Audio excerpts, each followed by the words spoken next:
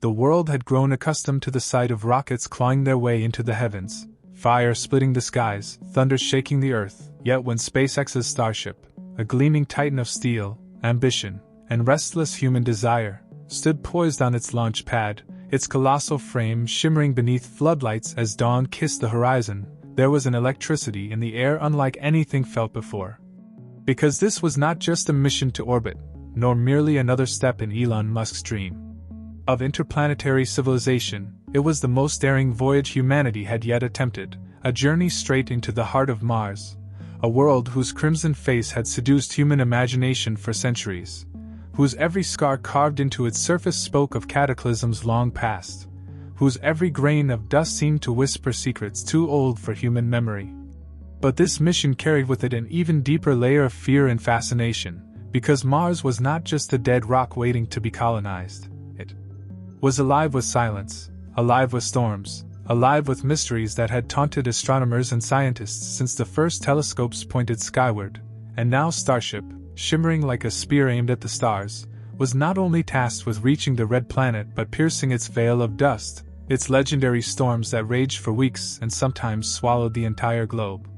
Storms so immense they could cloak a planet in darkness and static, storms that seemed not like mere weather but like the exhalations of something hidden beneath the surface, breathing through clouds of red, concealing and revealing in a cycle older than Earth itself. And as Starship's 33 engines roared to life with a fury that turned night into day, the Earth trembled and billions watched in awe, unaware that what this rocket carried was more than just colonists' dreams or scientists' instruments. It carried devices built to probe not only the Martian soil but the mysteries of its atmosphere, to record the voices buried in its winds, to decode the pulses of energy that had been faintly detected for decades but never explained, signals that spiked during the greatest storms, as though something beneath Mars's crust reached upward, pressing against the sky, sending fragments of whispers across the void, and the engineers and astronauts aboard knew these storms were not ordinary. They were phenomena wrapped in enigma. Storms whose lightning crackled in patterns too deliberate, whose roars in the thin Martian air resonated with harmonics so ordered they resembled language, and though the public was told the mission was one of exploration, in the hidden corners of NASA and SpaceX briefing rooms, among files stamped restricted, the truth was whispered. The dust storms of Mars were not weather alone, they were veils, disguises, camouflage concealing something below, and Starship, unlike any vessel before it, was designed not only to survive them but to enter them, to listen, to uncover what had been hidden by centuries of dust and silence. And so as the rocket ascended, breaking free of Earth's grasp, the blue world shrinking behind into a fragile marble of oceans and clouds, and the black gulf of space expanding around them like an ocean of eternity, every heart aboard felt the weight of destiny pressing against their ribs, because they were not just traveling to another planet. They were traveling into a storm that might not be a storm at all, but a shroud drawn across a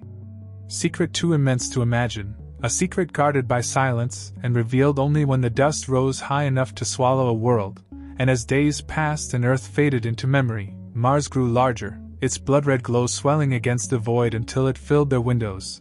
And even before they reached orbit, the instruments began to quiver with readings no one could dismiss, magnetic surges that pulsed in rhythm with the storms,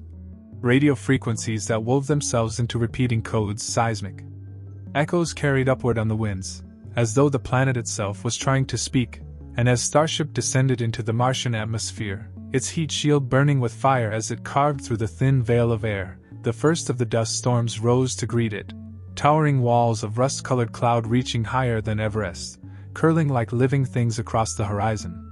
And within those walls the sensors caught flickers of light that were not lightning, shapes that were not clouds,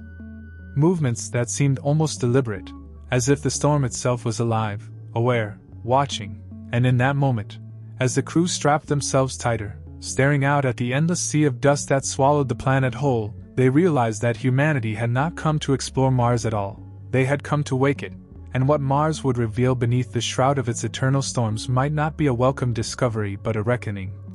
A truth so vast and so dangerous it had been hidden away in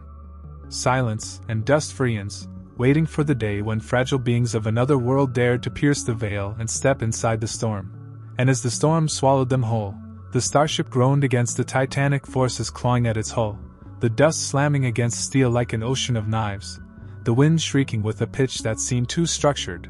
too deliberate to be mere chaos, and the crew sat in breathless silence, their eyes glued to flickering readouts as patterns began to emerge in the storm's heart, bursts of light that came not in random flashes but in sequences, pulses timed so precisely they resembled the rhythm of a heartbeat, or perhaps a code, and each burst painted spectral shadows across the cockpit, as though the storm itself was trying to write upon their skin, imprinting its presence upon them, and the captain, her voice trembling but resolute, whispered that they had not merely entered weather but a living archive, a theater of signals cloaked in dust, and as the ship pressed deeper, its sensors shrieked with electromagnetic overloads, frequencies weaving into repeating strands that eerily mirrored DNA sequences, a message buried in static, as though the very winds of Mars had memorized the blueprint of life and were whispering it back, daring humanity to recognize itself in the storm. And yet, amidst that wonder, terror crept into their bones. For shapes began to appear, massive silhouettes shifting in the red haze, forms that towered like mountains but moved with the grace of thought, their edges dissolving into vapor as if they were carved from the storm itself, and the youngest astronaut muttered that they looked like guardians, statues come alive, echoes of civilizations erased but never gone, preserved within the storm as memory incarnate, and still the ship pressed on, trembling, its hull rattling with every surge, while instruments recorded seismic vibrations rising from the crust below, vibrations that matched the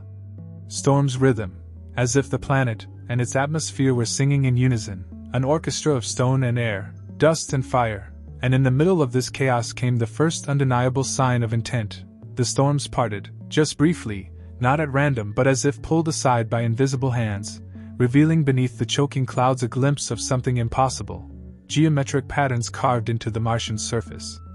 Circles within circles glowing faintly through the dust, symbols so vast they stretched